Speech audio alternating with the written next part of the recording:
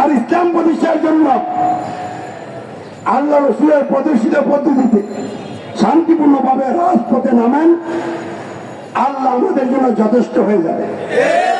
আল্লাহর অগণিত অসংখ্য ফেরেশতা আমাদের সাথে সামিল হবে। ইন্ডিয়া, চীন, রাশিয়া, আমেরিকা, ইউরোপীয় ইউনিয়ন সারা পৃথিবীর সকল শিরক আছে, তাদের যত বাহিনী আছে একটু আমাদের সাথে থাকবেন। তারা মেসাকার করবেন, সুযোগ পরীক্ষা দিয়ে যদি আমরা দাঁড়িয়ে থাকতে পারি তাহলে ইসলামের বিজয় হবে ইনশাআল্লাহ। এই লক্ষ্যে আমরা ইসলামী সমাজ রাজপথে নেমেছি।